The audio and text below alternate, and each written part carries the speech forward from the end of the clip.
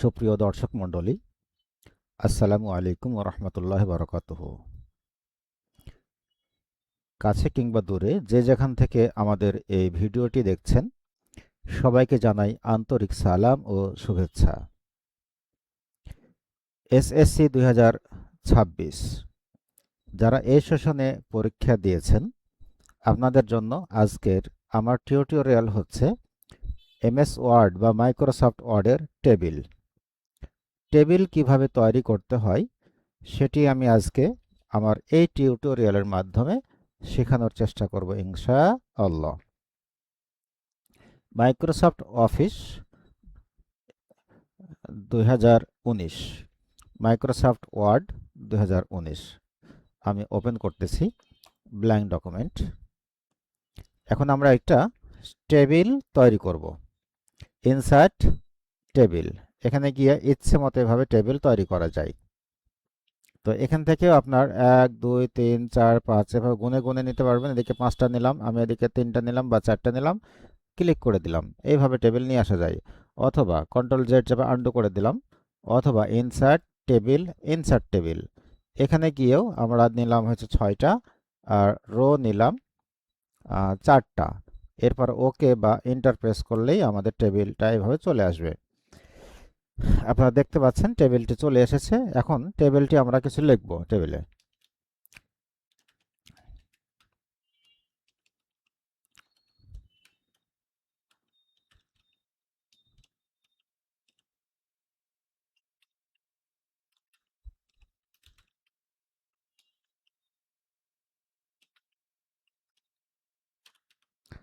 এক ঘর থেকে আরেক ঘর, মানে এক সেল থেকে আরেক সেলে যাওয়ার জন্য এই কিবোর্ড থেকে ট্যাব চাপ দিলেই হবে।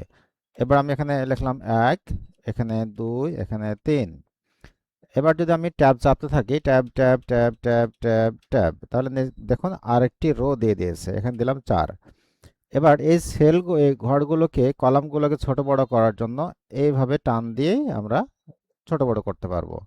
এই লেখাগুলোকে এভাবে সিলেক্ট করে কন্ট্রোল ই চেপে সেন্টার করতে পারবো, এবং এটাকেও কন্ট্রোল ই চেপে সেন্টার করে দিলাম।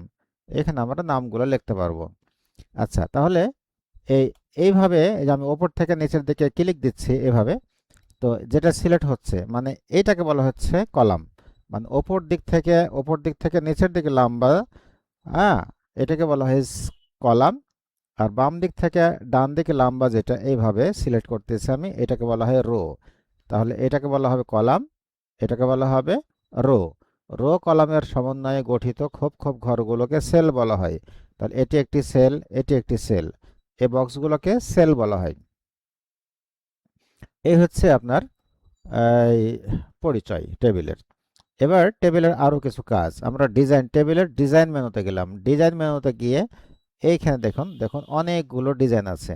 আমরা যদি এই ডিজাইনগুলোতে ক্লিক দিই তাহলে দেখুন আমাদের টেবিলের ডিজাইনটা এইরকম হবে। আবার ক্লিক দিয়ে আমরা ডিজাইনে গিয়ে দেখেন অনেকগুলো ডিজাইন আছে, যে ডিজাইনে ক্লিক দেবো সেরকম ডিজাইনের টেবিলটা আমাদের হয়ে যাবে ইনশাল্লাহ। আচ্ছা, যদি আমরা আগের ডিজাইনটি নিতে চাই তাহলে আমরা আবার এখানে গিয়ে একদম ওপরে প্লেন টেক্সট, এইগুলো হচ্ছে প্লেন টেক্সট, আমরা এগুলোতে ক্লিক দিয়ে আমরা প্লেন টেক্সট করে নিতে পারবো। আচ্ছা, এই টেবিলের চতুর্পাশে যে বর্ডারগুলো আছে, বর্ডারগুলো যদি দিতে চাই আমরা, তাহলে এই যে দেখুন লেখা আছে বর্ডার্স, এখানে এসে এই যে অল বর্ডার্স অথবা নো বর্ডার, বর্ডার দেব অথবা দেব না। যদি দিতে চাই তাহলে অল বর্ডার্স, নো দিতে না চাইলে নো বর্ডার্স। অথবা আউটলাইন, শুধুমাত্র আউটসাইডের বর্ডারগুলো থাকবে, ভেতরের বর্ডারগুলো থাকবে না। অথবা ইনসাইড বর্ডার, ভেতরের বর্ডারগুলো থাকবে, বাইরের বর্ডারগুলো থাকবে না। এইভাবে আমরা এই যে bottom border, top border, left right, এইভাবে আমরা বর্ডারগুলো ইচ্ছে মতো নিতে পারবো। এরপরে এই বর্ডারগুলো মোটা চিকন করার জন্য এই যে এখানে এখানে একটা এই যে দেখুন এখানে মোটা চিকন করার অপশন আছে, এবং এখানে আছে আপনার বর্ডারের বিভিন্ন স্টাইল আছে। এই স্টাইলগুলো নিতে চাইলেও নিতে পারবেন। তো নেওয়ার পরে এই এই যে হচ্ছে বর্ডার পেইন্টার, নেওয়ার পরে এই যে এরপর যদি আপনি টান মারেন এভাবে, তাহলে এটা কি হবে, মোটা হবে। এই যে আমি এখানে একটা মোটা নিলাম, তারপর এখানে আমি টান মারলাম, দেখছেন মোটা হয়ে গেছে। আবার পেন কালার, এখানে ক্লিক দেওয়ার পর আমি রেড নিলাম, নেওয়ার পর এখানে টান মারলাম, দেখুন কালারও হয়েছে, মোটাও হয়েছে। তাহলে আমরা ইচ্ছে মতো বর্ডারটাকে এবার সুন্দর করে মোটা চিকন করে নিতে পারবো। যদি বলি যে আমরা আবার চিকন নেব, এবং কালারই নেব। তাহলে পুরো বর্ডারটাকে যদি আমরা সিলেক্ট করি এভাবে, পুরোটাই সিলেক্ট করে যে আমরা রেড বর্ডার নিয়েছি এবং এখানে অল বর্ডারে ক্লিক দেবো, দেখুন দেখুন সবগুলোই লাল হয়ে গেছে। এভাবেও আমরা বর্ডারের কালার নিতে পারবো। শেডিং কালার, ওপরের লাইনটা যদি ইচ্ছে মতো শেডিং নিতে চাই তাহলে শেডিংয়ে এসে যে কোনো একটা কালার দিলে পরেই আমরা শেডিং কালার এভাবে নিতে পারবো।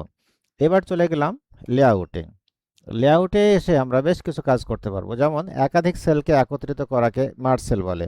তাহলে আমরা এই 4টা সেলকে যদি সিলেক্ট করে আমরা এখানে ক্লিক দিই, যে মার্জ সেলে ক্লিক দিই, তাহলে দেখুন এই যে মার্জ হয়ে গেছে, 4টা সেল একটাই হয়ে গেছে। কন্ট্রোল জেড মানে আনডু করে দিলাম, আবার আগের অবস্থানে ফিরে গেলাম। আচ্ছা, এরপরে মনে করুন এই মোবাইলের আমরা এখানে একটা সেল কলাম আছে মোবাইল নাম্বারের জন্য, এর ডান দিকে একটা কলাম দরকার। সেক্ষেত্রে আমরা এই যেখানে ইনসার্ট রাইটে ক্লিক দেব। ইনসার্ট রাইটে ক্লিক দিলে ডান দিকে একটা আমাদের কলাম দিয়ে দিয়েছে। অর্থাৎ যেখানে কার্সর থাকবে তার ডানে অথবা তার বামে, তার ডানে বামে নেওয়ার জন্য লেফট সেন্টার আছে, লেফট এবং রাইট আছে। ওপরে যদি নিতে চাই তাহলে অ্যাবভ, নিচে নিতে চাইলে বেলো। এখন 4-এর নিচে একটা নেব, তাহলে বেলোতে ক্লিক দেব। এভাবে আমরা কলাম রো বৃদ্ধি করতে পারবো।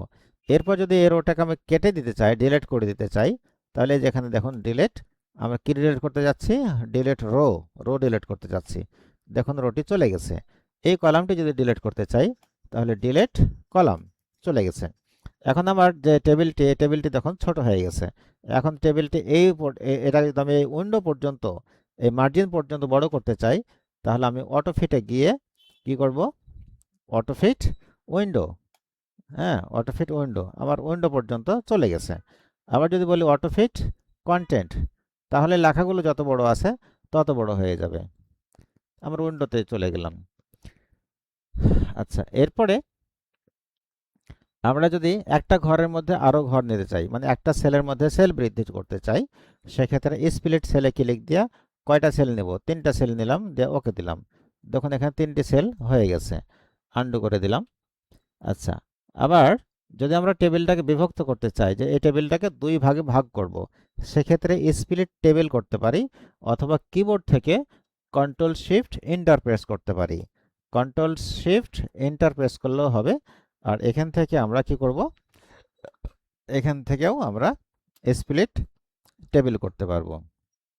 আচ্ছা, এবং এই যে এলোমেলো রো কলামগুলোকে, এই যে এলোমেলো কলামগুলোকে কোনটা ছোট কোনটা বড় এই অবস্থায় হয়ে গেছে।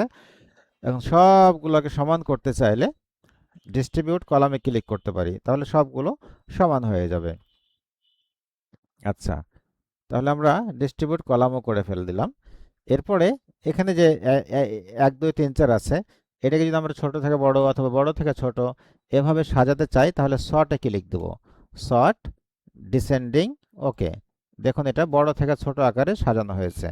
আবার সিলেক্ট করলাম, সর্ট অ্যাসেন্ডিং, ওকে, হ্যাঁ অ্যাসেন্ডিং, ওকে।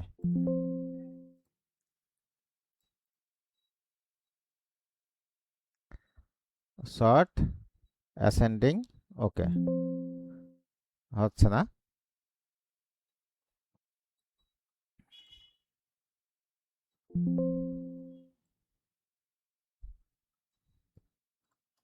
যাই হোক, এটা তো একবারই হয়ে যায়, কিন্তু এখানে হচ্ছে না কেন বুঝতে পারলাম না আমি, এটা ট্রাই করছি পরে আমি। আচ্ছা, এবার উপরের এই নেমগুলোকে যদি আমরা ঘোরাতে চাই তাহলে ডিস্ট্রিবিউট টেক্সট ডিরেকশনে ক্লিক দেবো, এইভাবে আমরা নামগুলো ঘুরে দিতে পারবো। এটাও অনেক গুরুত্বপূর্ণ কাজ। আচ্ছা, এখন দেখা যাচ্ছে আমার ঘোরানোর প্রয়োজন হচ্ছে না, সেক্ষেত্রে আমার এই ঘরটা তো বড় হয়ে গেল রোটি, সেক্ষেত্রে এই রোটিকে আমরা এইভাবে চেপে ধরে ছোট করে নিতে পারবো। তো এই হচ্ছে টেবিলের কাজ। তো আমরা এভাবে টেবিল, সুন্দর সুন্দর টেবিল করব। এবং টেবিল ছাড়া অফিসের কোনো কাজ হয় না। অফিসে যত আপনি কাজ করবেন প্রতিটি কাজই টেবিলের সাথে সম্পর্কযুক্ত। তাই আমরা টেবিল ভালো মতো শিখব, ওস্তাদের কাছে দেখিয়ে নিব, এবং প্রয়োজনে আমাদের মাইক্রোসফট ওয়ার্ডের যে বইটি আছে এই বইটিকে ফলো করব। এতক্ষণ আমাদের সাথে থাকার জন্য সবাইকে ধন্যবাদ এবং মোবারকবাদ জানাচ্ছি। তবে আমাদের চ্যানেলটি যারা এখন পর্যন্ত সাবস্ক্রাইব করেননি, দয়া করে আমাদের চ্যানেলটি সাবস্ক্রাইব করে দেবেন। সবাইকে ধন্যবাদ। আসসালামু আলাইকুম ওয়া রাহমাতুল্লাহি ওয়া বারাকাতুহু।